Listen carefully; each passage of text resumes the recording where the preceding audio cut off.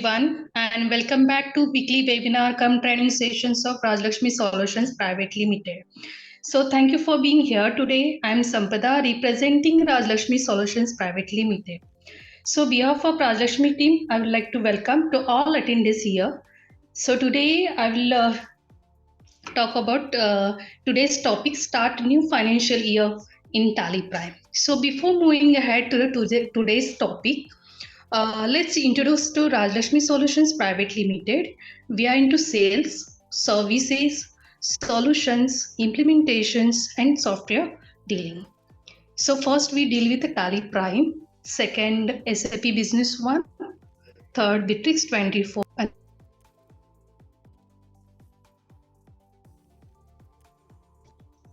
So speakers, Payal, are you here? Yes, ma'am. And Sonali, are you here? Yes, ma'am. Yeah, welcome to the weekly webinar. And as a resource person, Bhagwati sir, are you here? Yeah, I'm available, Samta. Thank you. Yeah, thank you, sir. And go ahead with the today's topic, Payal and Sonali. Over to you. Yes, ma'am.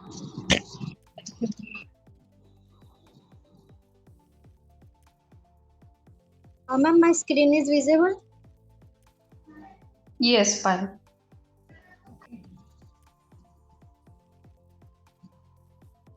Hello, good evening, everyone. Myself, Payal Mistry, representing on behalf of Rajlakshmi Solution on behalf of the entire team. So I would like to welcome all. So moving ahead, so today's topic is a start new financial year with Tally Prime. How to change a company name in Tally Prime. तो Tally Prime में हम लोग company का name कैसे change कर सकते हैं वो यहाँ पे मेथड बताया हुआ है. फर्स्ट प्रेस अल्ट प्लस के कंपनी एंड अल्टर. तो अल्ट के में जाके अल्टर में जाके आप कंपनी का नाम चेंज कर सकते हो in the company alternation screen. Make the necessary change, accept the screen, press control plus A to save. तो अल्ट के में जाके कंपनी में जाके अल्टर में जाके आप कंपनी का नाम चेंज कर सकते हो. और कंट्रोल ए मतलब आपको डायरेक्टली एक्सेप्ट करने का एक शॉर्टकट है, आप वैसे डायरेक्टली वो सेव कर सकते हो entry. Next point, how to change the financial year in Tally Prime. Books beginning from the date entire in this field will restrict the user from passing any entry period to the date mentioned. In other words, voucher cannot be recorded period to 1st July 2009 for the financial year beginning from 1st April 2009. तो India में financial year start होता है 1 अप्रैल से. Book beginning में वो date से हम transaction record करते हैं उसी डेट से हम बुक बिगनिंग डेट मेंशन कर सकते हैं. एग्जांपल जैसे यहाँ पे बताया है 1 जुलाई 2009 to 1 April 2009. Instruction of how to change voucher in Tally Prime.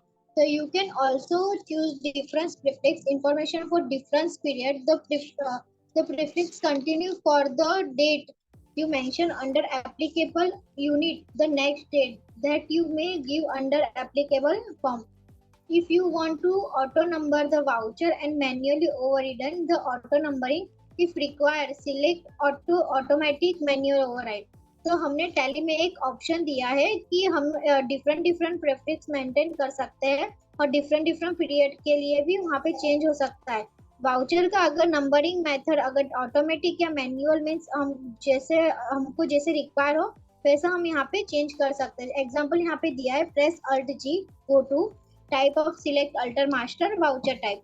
यहाँ पे जो आपको ऑप्शन दिए वहाँ पे वाउचर टाइप में जाके आप डायरेक्टली प्रीफिक्स के नंबर सेल्स वाउचर के एंड में जाके चेंज कर सकते हैं.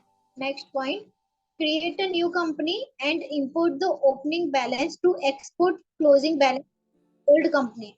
So if you have created a new company, export the closing balance of the ledger and stock items of the old companies and import them a opening balance into the new companies. You can also import the audit closing balance of the previous years as the opening balance into the current year. अगर हमें new company में अगर हम new company create कर रहे हैं तो वहां पर ओल्ड कंपनी के स्टॉक आइटम और लेजर क्लोजिंग ओल्ड कंपनी का क्लोजिंग और लेजर बैलेंस शीट एक्सपेक्ट कर सकता है. या न्यू कंपनी का ओपनिंग बैलेंस इंपुट भी कर सकते हैं। प्रीवियस ईयर का ऑडिट किया गया क्लोजिंग बैलेंस हम करंट ईयर में ओपनिंग में कर सकते हैं। Thank you for my side. Sonali ma'am, are you continue? Yeah, thank you, Payal. It was a nice presentation. Just wait, I will share my screen. Ma'am, my screen is visible? Yes. Hello? Yeah, thank you.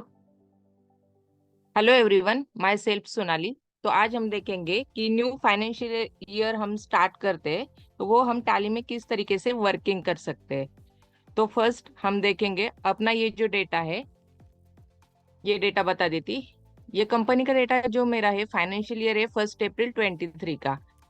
अभी data split करने के बाद अपना financial year change हो जाता है। अभी ये जो मेरे ट्रांजेक्शन है, ये एंट्रीज में मेरे नेक्स्ट ईयर के भी ट्रांजेक्शन हो चुके हैं। आफ्टर डेटा स्प्लिटिंग हम इसमें किस तरीके से चेंजेस करना है वो मैं आज आपको बताऊंगी।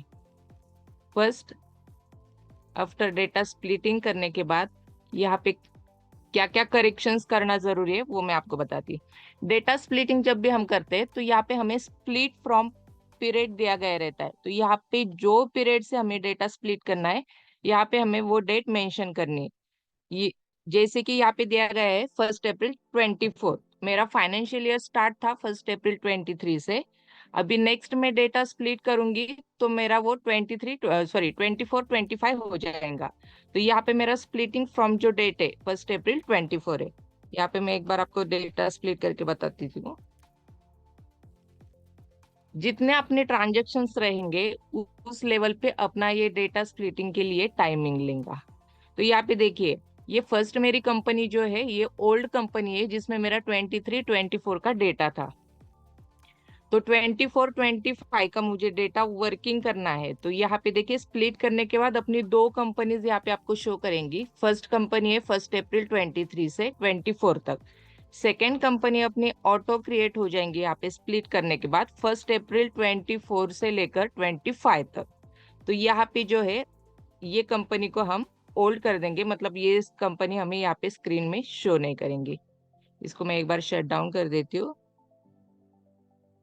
ये कंपनी शट करने के बाद ये मेरी कंपनीज का पीरियड है, ये मुझे चेंज करना है यहाँ पे कंपनी लेवल पे। यहाँ पे मैं कंट्रोल के करके यहाँ पे जाऊंगी कंपनी में। कंपनी में जाने के बाद यहाँ पे ऑप्शन दिया गया है अल्टर का। फर्स्ट मेरी ये कंपनी है 23-24 की। यहाँ पे मुझे फाइनेंशियल इसका कंपनी का जो भी नाम है और यहाँ पे जो एडिट अगर कुछ करना है, चेंजेस करना है, तो यहाँ पे कंपनी अल्टर में जाके मैं यहाँ पे चेंज करूंगी। कंट्रोल ए मतलब यहाँ पे शॉर्टकट कीज है। अगर कोई भी हम एक विंडो पे है वहां पे हमें डायरेक्टली अगर सेव करना है तो कंट्रोल ए करके हम सेव कर सकते हैं। सेकेंड कंपनी का मेरा फाइनेंशियल पीरियड है 24 से लेकर 25। तो ये कंपनी को मैं अल्टर करती हूँ।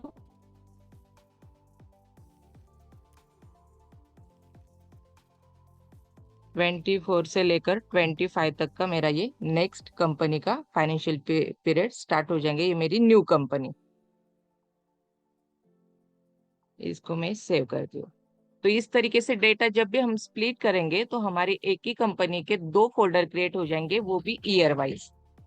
यहाँ पे सेकेंड हमें पॉइंट बताया गया था फाइनेंशियल ईयर का। जैसे ही हमारी कंपनी स्प्लिट हो जाती है, स्प्लिट होने के बाद ये जो हमारी करंट कंपनी है 24-25 की, वहां पे हमारा फाइनेंशियल ईयर भी ऑटो वहां पे चेंज हो जाता है। देखिए यहाँ पे आपको एक ऑप्शन बताया है फाइनेंशियल ईयर बिगिनिंग फ्रॉम 1 अप्रैल 24। अपना फाइनेंशियल ईयर जो है वो स्टार्ट होता है 1 अप्रैल 24 से। अगर मैं टैली में वर्किंग कर रही हूँ 1 जुलाई 24 से, तो यहाँ पे बुक बिगिनिंग फ्रॉम डेट में चेंज कर सकती हूँ। मतलब क्या है, यहाँ पे मेरा फाइनेंशियल ईयर तो यही रहेगा 1 अप्रैल 24 का, बट मेरे जो है ट्रांजेक्शन्स का जो है स्टार्टिंग रहेगा 1 जुलाई 24 से। तो यहाँ पे आप अगर book beginning from period change करना है तो यहाँ पे आप चेंज कर सकते हैं। तो अपना ट्रांजेक्शन लेवल वही से अपना स्टार्ट हो जाएगा। तो ये कंट्रोल ए करके सेव कर देती हूँ। इस तरीके से अपन अपना फाइनेंशियल ईयर चेंज करेंगे।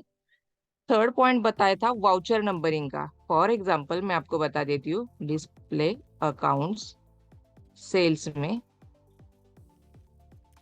यहाँ पे मेरे ये ट्रांजेक्शन्स फर्स्ट 23 से लेकर 25, ये पूरा सॉरी ये मेरा पीरियड है 24 से लेकर 24 से लेकर 25 का। यहाँ पे देखिए ये वाउचर नंबरिंग अपनी चेंज हो जाती है। अगर प्रीवियस डेटा अपन देखेंगे तो यहाँ पे मेरा 23 24 जो था वही आगे कंटिन्यू कर दिया उसने डेटा स्प्लिटिंग करने के बाद। अगर यहाँ पे मुझे वाउचर नंबरिंग चेंज करनी है तो इसके लिए मैं टैली में जाऊंगी, गेटवे ऑफ टैली के विंडो में अल्टर में जाने के बाद यहाँ पे वाउचर टाइप में जाने के बाद मेरे सेल्स के जो ट्रांजेक्शन है वहां पे मुझे वाउचर नंबरिंग चेंज करना है, तो मैं जाऊंगी सेल्स में जाने के बाद यहाँ पे अपने को एक ऑप्शन दिया गया है मेथड ऑफ वाउचर नंबरिंग। यहाँ पे हमें 5 ऑप्शंस दिए गए। फर्स्ट है ऑटोमेटिक मतलब अपनी जो नंबरिंग है ऑटोमेटिक वहां पे मेंशन होनी चाहिए, या वहां पे कुछ अपन एडिट भी नहीं कर सकते, वहां पे कुछ चेंजेस भी नहीं हो सकता। अगर अपन डिलीट करते हैं तो सेकंड ऑप्शन में मैं आपको बताती हूँ ऑटोमेटिक एंड मैनुअल ओवरराइड में वहां पे नंबरिंग ऑटोमेटिक भी रहता है और अपन मैनुअल भी वहां पे अपडेट कर सकते हैं, तो ये सेकंड ऑप्शन हम उसके लिए यूज कर सकते हैं।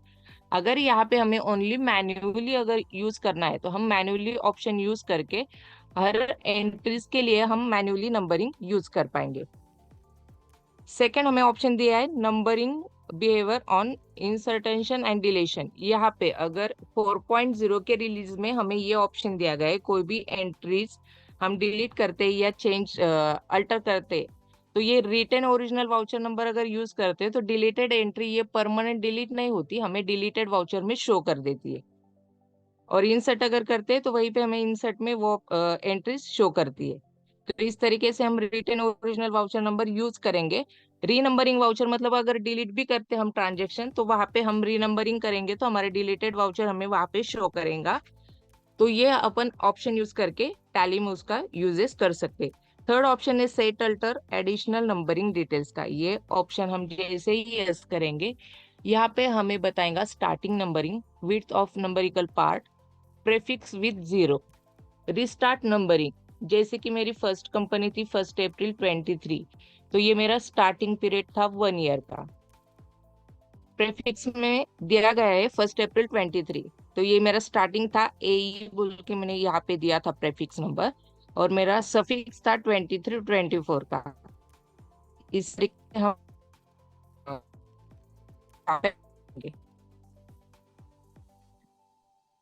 यहाँ पे एंटर करेंगे 1 अप्रैल 24, ईयरली 1 ही रहेगा।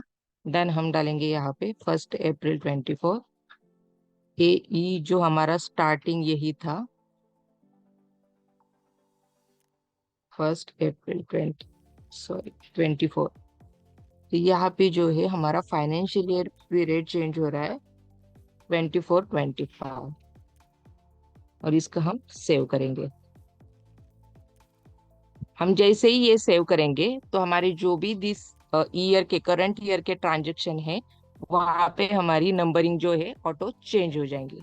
यहाँ पे अगर मैं सेल्स में जाऊंगी, सेल्स में जाने के बाद अगर मैं यहाँ पे पीरियड चेंज करती हूँ अल्ट F2, 1 अप्रैल 24 से लेकर F2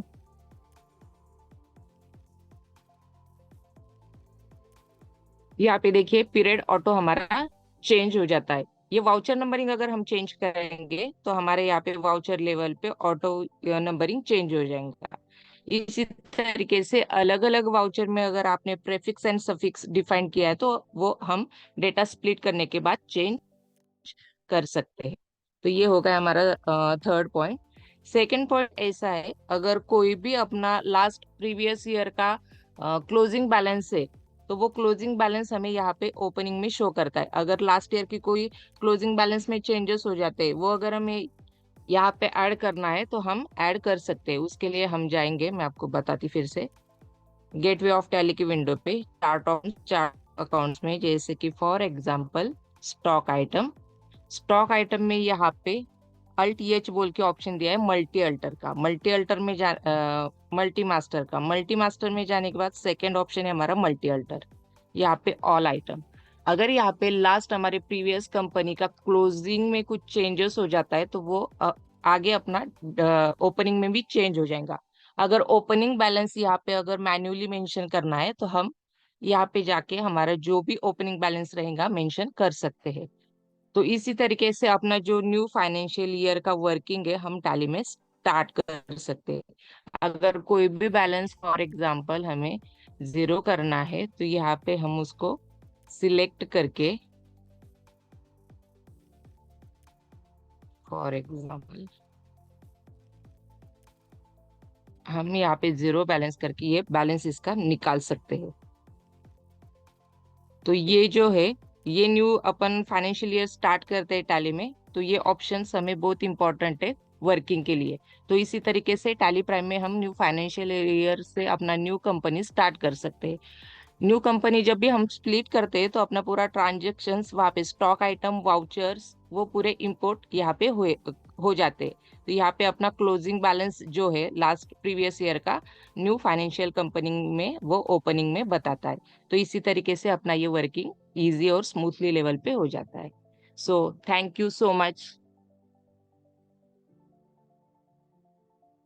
Yeah, thank you, Sonali and Payal. So now time is over recap. So Bhagwati sir, over to you. Thank you so much. So, today's session is for the new financial year, how we can start the new financial year in the Tally Prime. So every day we are working the financial year in the 2023 4. Now 24 is closer now. Nearby closes. So for the 1st of April, like Monday, once you start your organizations in your data, so there is a multiple way जो जैसे कि आपको सोनाली ने आपको guide किया है, apparently also update about the how to create a new company, how to migrate the data, or how you can split the company and you can start fresh working. So you can utilize this particular way to start your new data in the new company. And same, you can also create the new company, and you can also use same company and change the financial year. How we can change the financial year? So this is a way you can work in the Tally. If you need any type of the support in terms of the new company or new financial year or data splitting, you can communicate with our account manager. They will help you out, and definitely you can enjoy work very smoothly from the 1st of April. So wish you a happy new financial year in advance, and thank you very much. Now summarize. And thank you, sir, for your valuable time. So this session will be uploaded on your YouTube channels. So stay connected to our social media channels for update, and for any support and specific requirement, so please reach out to our key account managers. So thank you for all being a part of today's session. So your active participation is highly valued. So we are available for your suggestions for your upcoming webinar topic and for your needs. And looking forward to reconnect with your next webinar. And thank you. Now we are going to the wind up the session. So thank you, and thank you for the next webinar. See you in the next webinar. Thank you. Bye.